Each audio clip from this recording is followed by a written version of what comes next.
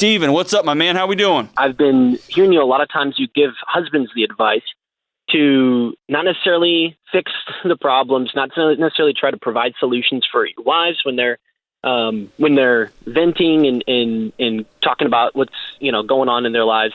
Especially in my situation, my wife, she has a very stressful job, and so I'm just kind of trying to get an idea of like what I can do more than just saying I'm sorry, that sucks, because like a lot of times I'll say it and then she'll look at me like there's more than I'm going to say. And, it's almost like it's patronizing to her, which I don't want to come off sounding as patronizing. That's right. So, I just want to kind of get your thoughts on it.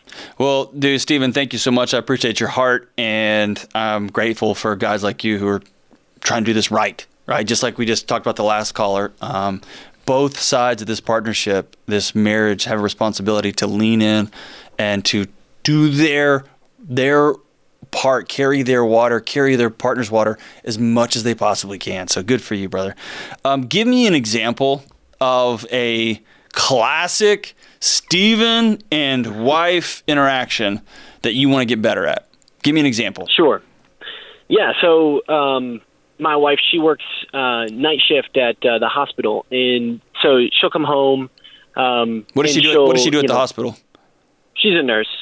Nurse in the emergency department. So I'm just going to say it for everybody. That sucks. Okay, so go ahead.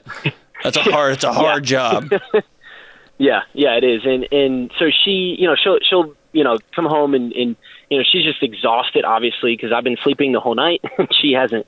And so, I'll be energized, I'll be ready to go.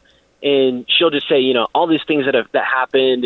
And I'm somebody who's very, solution oriented. And so I'll provide some advice, say, hey, maybe you do this next time, or maybe this is what these people are thinking. And so maybe try to give them the benefit of the doubt.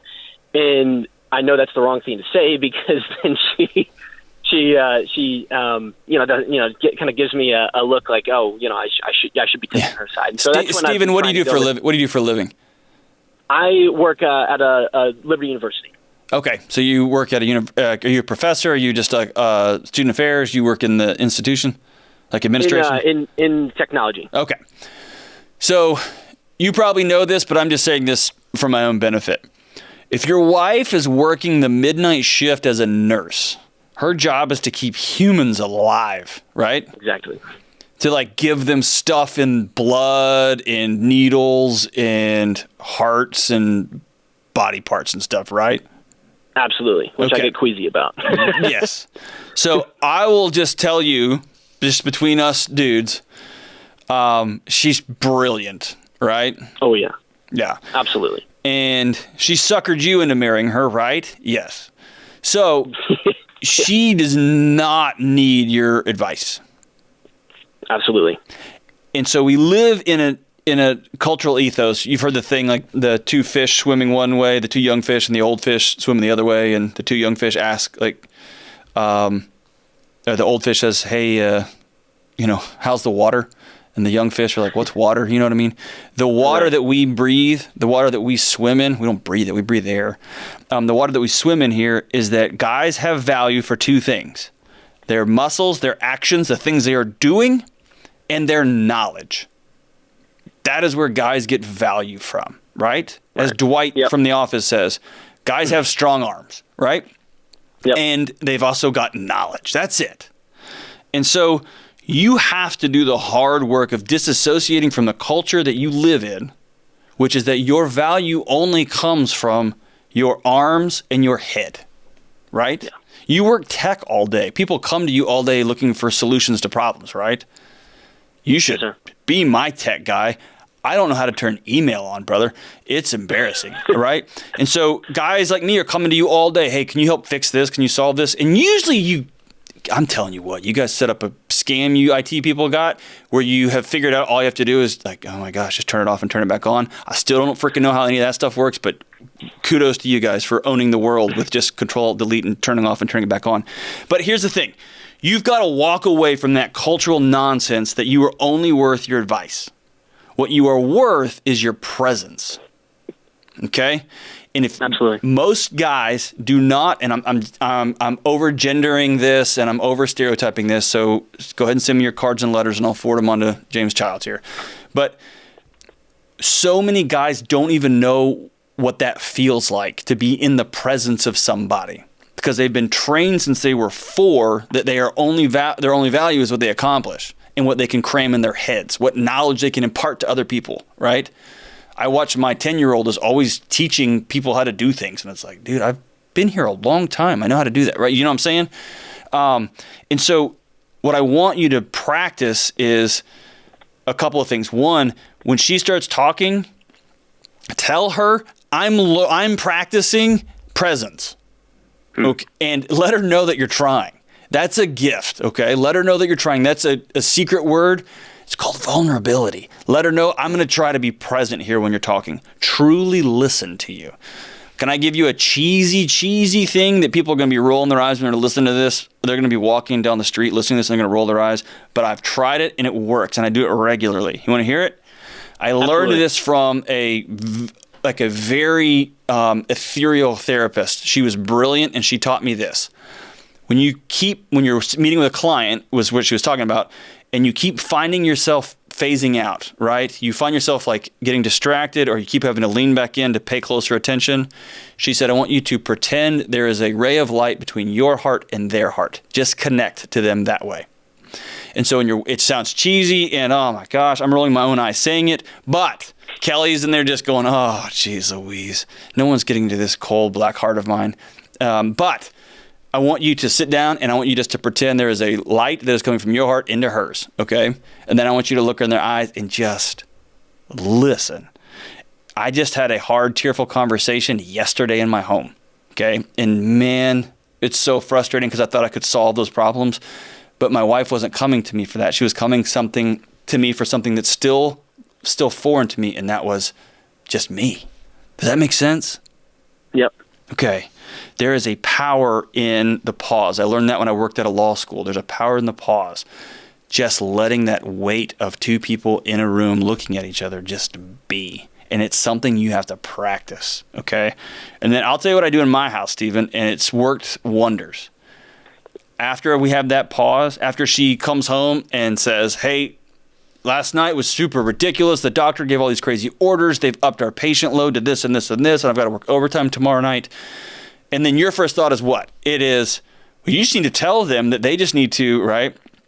Have you ever thought about talking to that doctor and just getting coffee with them right? So that's where your head's going. Is that right? Absolutely. Yeah. Right, yes. And so let her speak. When she starts talking, say, hey, I'm going to practice being present with you. I just want to listen deeply here. And she'll probably go, what happened to my husband?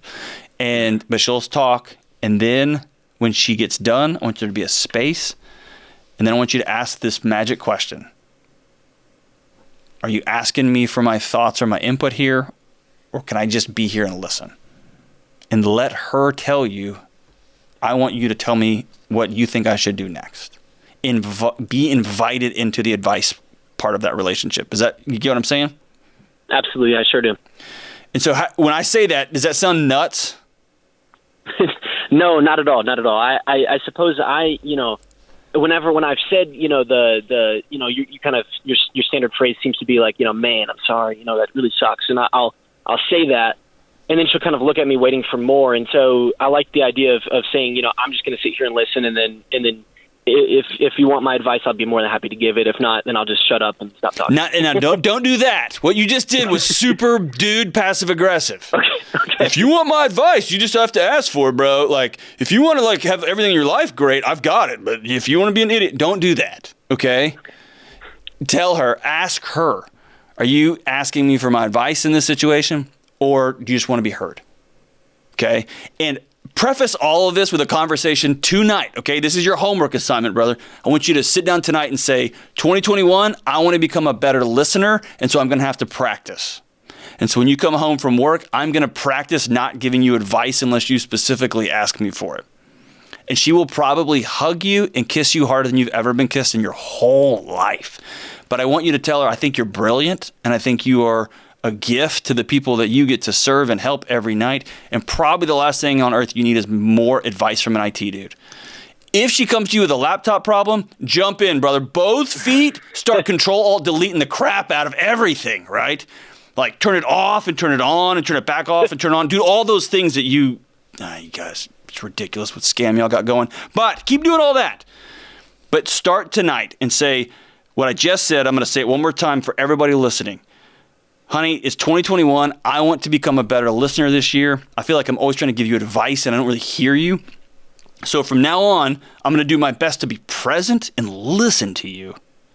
And if you want my advice on something, I want you to ask me for it.